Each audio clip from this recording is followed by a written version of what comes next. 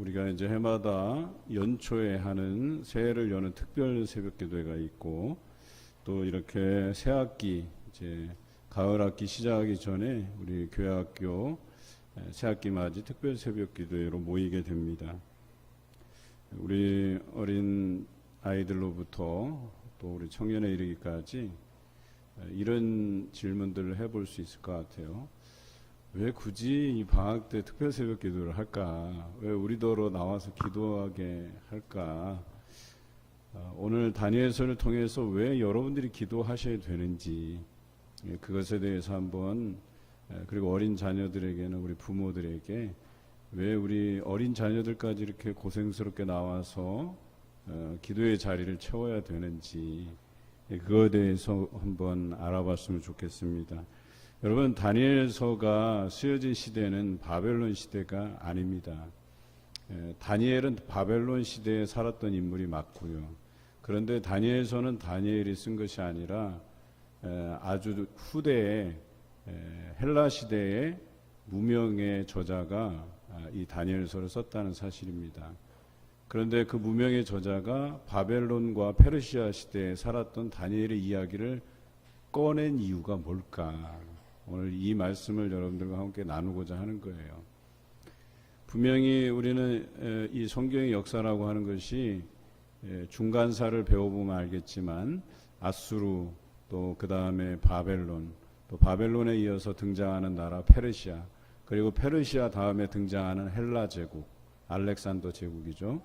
그 다음에 헬라 제국 다음에 등장한 국가가 로마 제국이에요. 이 다섯 나라에 대해서 우리가 잘 알고 있어야 돼요. 그런데 이 다니엘이라는 인물은 바벨론 시대의 사람으로서 살다가 그 다음 페르시아로 나라가 바뀔 때 그 페르시아에서도 총리의 직분을 감당했던 사람이에요. 그러니까 바벨론 시대에도 총리로 발탁이 됐다가 그 다음에 페르시아 시대에도 총리로 발탁된 사람이에요. 여러분, 포로로 잡혀와서 총리가 된다는 것은 하늘의 별 따기처럼 어려운 거예요. 그런데 왜 하나님께서 다니엘을 그렇게 총리로 세우셨는가? 우리 이 부분을 안다면 여러분들이 기도의 자리가 그렇게 중요하구나라고 하는 것을 알게 되고 실감하게 되실 거예요. 특별히 오늘 이 다니엘서에서 이 다니엘의 이야기를 꺼낸 이유는 뭐냐면, 이 세계의 역사의 주관자는 하나님이시다라고 하는 것을 드러내 보여주시기 위한 것이고, 하나는 두 번째는 또 뭐냐면, 기도하는 자가 하나님의 일을 감당할 뿐 아니라 하나님께서 이 세계를 주관하시고 운영해 가실 때 그 기도하는 사람들을 들어 쓰신다라고 하는 거예요. 그리고 하나님께서 주신 이상과 몽조, 오늘 성경에 의하면 환상과 꿈을 깨달아 아는 지혜를 주신다라고 하는 거예요.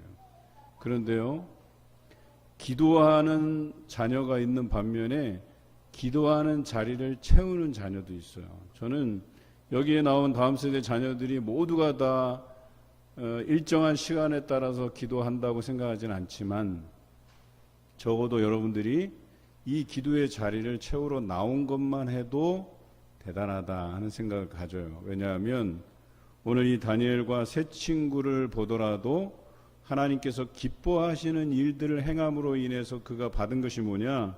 세 친구는, 그리고 다니엘을 비롯해서 세 친구는 모든 학문을 알게 하셨다, 모든 서적을 깨닫게 하셨다, 이렇게 성경을 기록해요.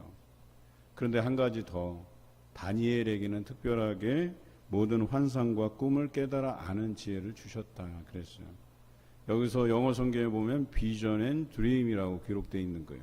그러니까 이 비전 앤 드림이라고 하는 것은 내가 정하고 내가 생각한다고 해서 되는 건 아니에요.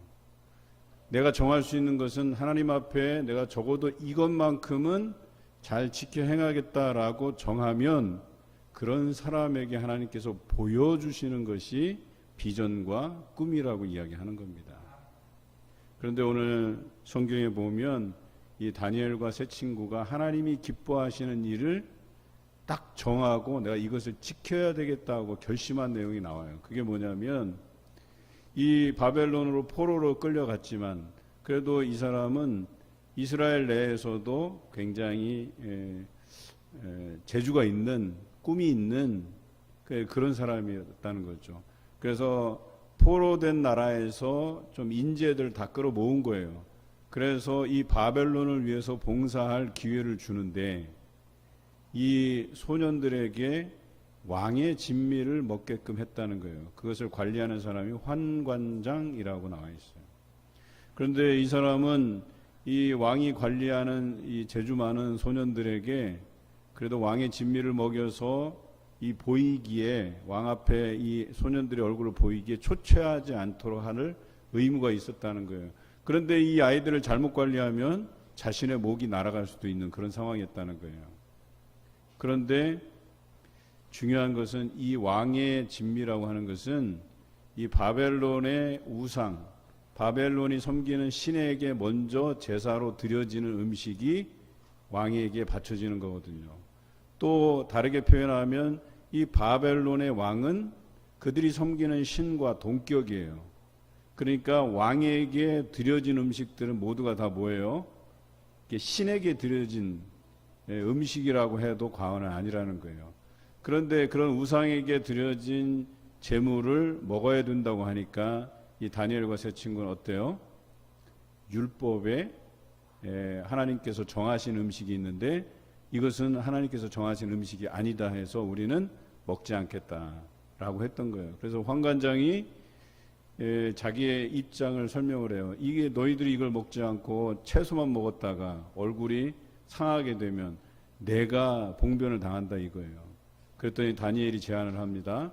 열흘 동안 우린 채식을 먹고 다른 아이들은 왕의 진미를 먹어서 얼굴을 비교해 보자 그랬어요. 그런데 놀랍게도 열흘 후에 채식을 먹었던 사람 이 다니엘과 세 친구가 얼굴이 더 윤택한 거예요. 그래서 이 위기를 넘게 돼요. 그런데 왜 이 음식의 규례를 지키는 것이 중요하냐? 여러분, 바벨론의 포로로 잡혀왔을 때에 이 이스라엘 사람들의 신앙의 중심은 어디에 있었냐? 성전이에요. 성전. 성전을 중심으로 형성된 신앙이었다는 거예요.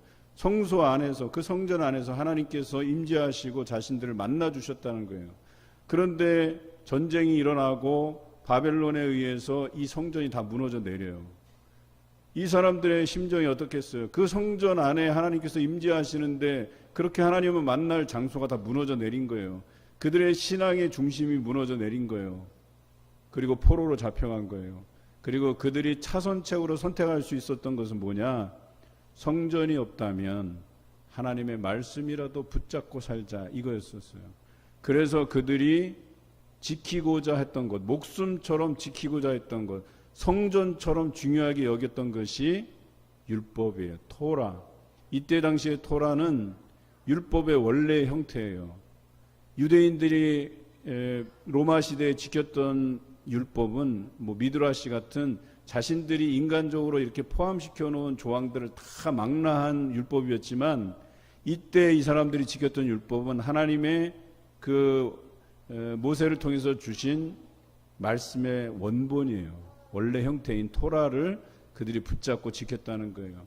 그들이 목숨처럼 지켰던 그 신앙 때문에 하나님께서 세 친구에게는 모든 서적을 깨닫는 지혜를 주시고 다니엘에게는 비전과 꿈을 볼 수 있도록 허락해 주셨다라고 하는 거예요. 그런데 그들의 지혜가 그 바벨론의 온 박사와 술객들보다 그 지혜가 10배나 뛰어났다고 오늘 1장 20절에는 기록되어 있어요. 여러분 어떻습니까? 여러분들이 오늘 여기에 나온 이유 분명하지 않습니까? 하나님이 기뻐하시는 것을 선택할 때에 다른 이들보다 더 뛰어난 잠재력, 더 뛰어난 지혜, 시대를 앞서 내다볼 수 있는 그런 안목을 우리의 자녀들에게 허락해 주신다라고 하는 것이에요. 여러분, 자리만 지켜도 대단한 거예요. 오늘 이 새벽 깨워서 여러분들이 자리만 지켜도 하나님께서 우리에게 허락하신 모든 서적을 깨달아 아는 지혜를 우리 자녀들에게 주실 줄로 믿습니다. 뿐만 아니라 다니엘처럼 이 뒤에 나오겠지만 다니엘은 어떤 사람이었냐면 예루살렘 성전이 무너져 내렸지만 예루살렘 성전을 향해서 열린 창문 그 아래에서 무릎을 꿇고 하루 3번씩 기도했던 친구예요. 그러니까 세 친구보다는 조금 더 한 거예요. 더 하나님이 기뻐하시는 일들을 했는데 그게 뭐냐? 날을 정해놓고 매일같이 시간을 정해놓고 3번씩 하나님 앞에 기도했다라고 하는 거예요. 그랬더니 하나님께서 이 기도하는 다니엘에게 이상과 몽족, 오늘 성경에는 환상과 꿈을 알게 하셨다. 영어로 하면 비전 앤 드림, 비전과 꿈을 그에게 보여주셨다. 이렇게 얘기하는 겁니다. 여러분, 우리의 자녀는 기도의 자리를 채우는 것 너무나도 중요해요. 우리 어린 자녀들 뭘 알겠어요? 와서 그 꼬마들이 엄마 옆에서 다 붙어갖고 자기 할 거 하잖아요. 그런데 그렇게 자리를 채우는 게 얼마나 중요한지 몰라요. 비록 우리 어린 자녀들이 와서 옹알옹알 대고 그래도 그게 마음이 흐뭇해요. 그것이 이 아이가 모든 서적을 깨달아 알게 하는 비결이다라고 얘기하는 거예요. 뿐만 아니라 우리의 자녀들이 하루에 몇 번이라도 정해놓고 하나님 앞에 기도하는 아이들이라면 이 바벨론의 모든 박사와 술객들보다 그 지식이 지혜가 10배나 뛰어났던 것처럼, 그리고 미래를 내다볼 수 있는 그 해안을 우리 자녀들에게 허락해 주실 줄로 믿습니다. 오늘 성경에 보니까 이 제국 바벨론이라고 하는 제국은 너무나도 대단한 나라예요. 그럼에도 불구하고 이 바벨론의 수명은 70년을 넘기지 못합니다. 이스라엘의 그 포로기 70년 이후에 이 나라는 없어져요. 그런데 이 나라가 이스라엘을 점령하고 나서부터는 많은 제국들이 바벨론을 두려워하고 떨어요. 왜냐하면 그때 당시만 해도 아수르라고 하는 이 거대 제국이 있었는데 바벨론이 이 아수르를 집어삼키거든요. 거기다가 이스라엘까지 집어삼키고 이제는 애굽 땅까지 넘볼 수 있는 수준의 나라였거든요.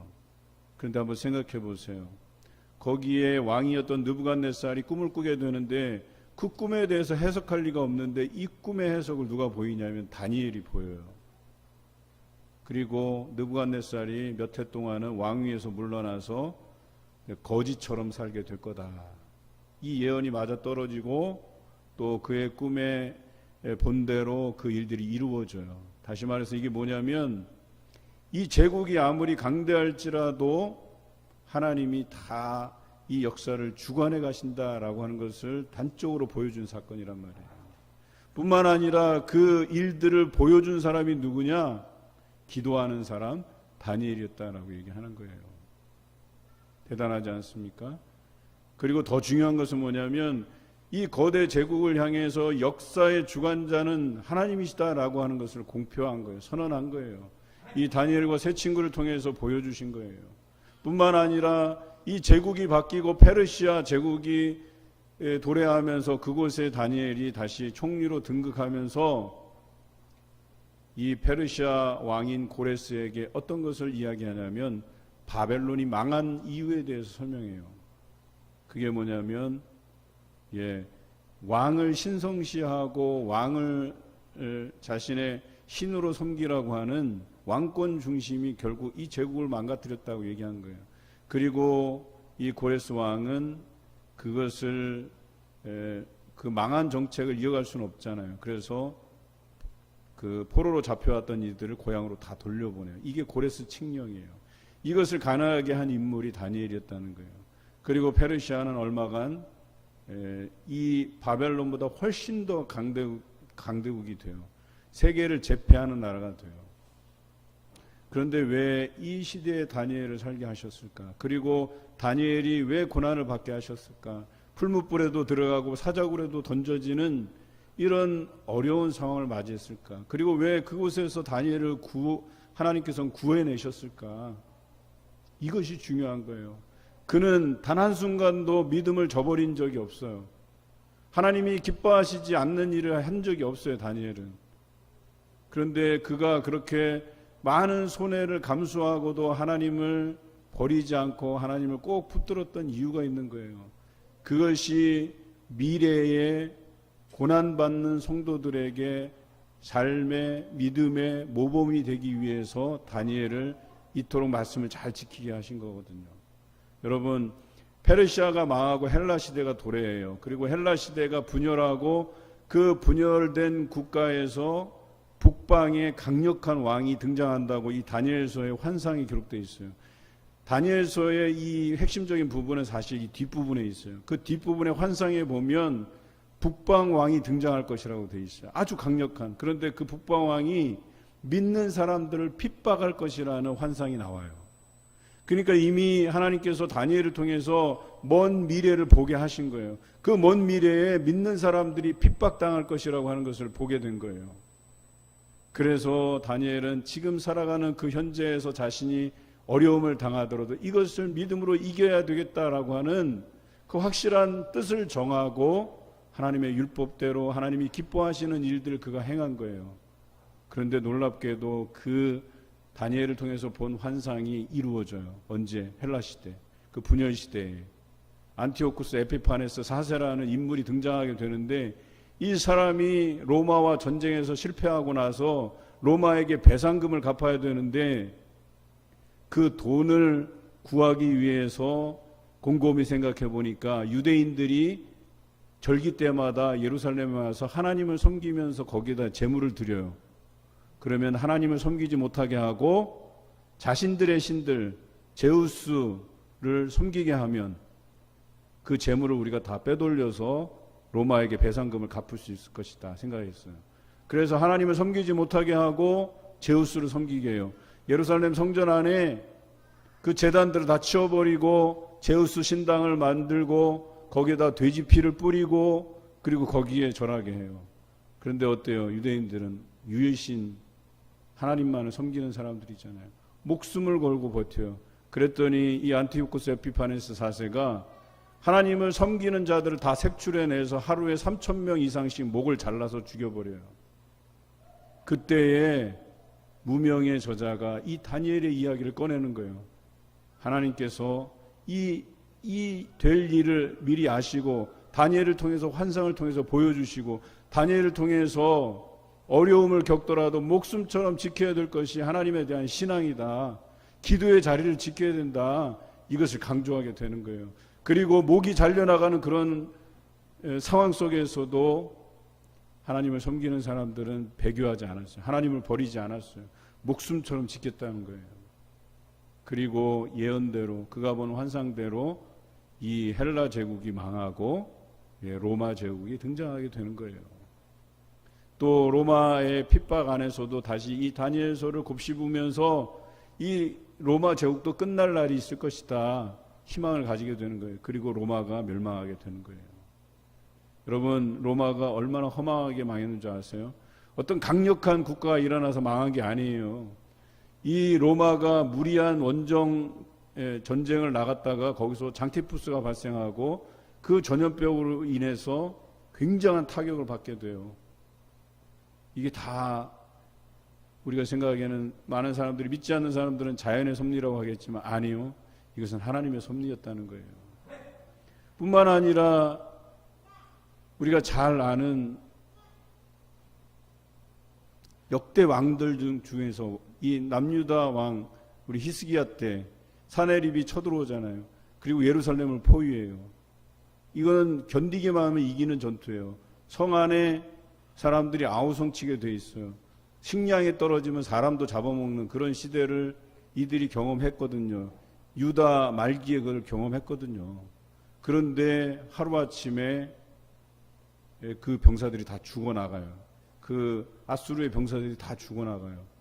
역사서에 보면 병기들을 보관하는 곳에 쥐들이 끌었다는 기록이 있어요. 지금으로 얘기하면 뭐 전염병으로 얘기하면 패스트가 발생했을 가능성이 있다고도 얘기해요. 역사가들은. 그런데 그게 다 뭐예요? 하나님의 섭리 안에서 이루어진 것 아니겠어요?